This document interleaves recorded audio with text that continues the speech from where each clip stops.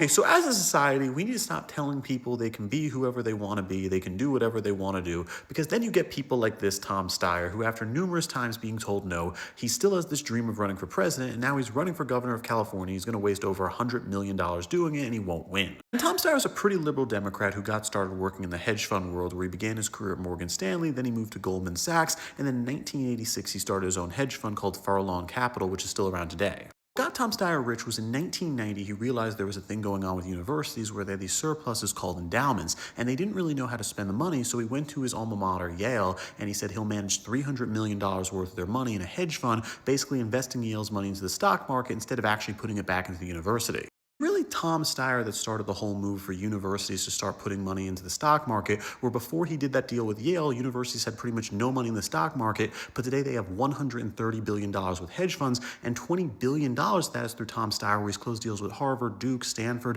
and all these other top universities where they give him money to manage, and that's what made him a billionaire. But despite all this, Tom Steyer is actually really left-wing, where he said billionaires shouldn't exist, and he agrees with a lot of Bernie Sanders' policy points, and it's really because Tom Steyer is not really much of a businessman. He doesn't run a company, he doesn't really run anything like that. Instead, he works with a bunch of people who all make over $100,000 a year, and his job is mainly going out to universities and a bunch of these big groups and schmoozing them so they give him hundreds of millions of dollars to manage. Still, even though this guy says billionaires shouldn't exist, when you look at how he lives his life, he doesn't agree with it, where he's worth $2.5 billion today, and yes, he has donated $190 million to charity, but his real hobby is trying to control the Democrat Party, where he's donated $240 million to Democratic campaigns. Tom Steyer has tried for so many years to get active in politics, but has never worked for him, where after Barack Obama won the presidency in 2008, Tom Steyer's brother wrote an article for the New York Times about why Tom Steyer should be named Treasury Secretary, but Obama didn't even consider him. In 2013, Tom Steyer publicly campaigned for Barack Obama to name Secretary of Energy, but Barack Obama didn't do it despite him donating $100 million to Democrats,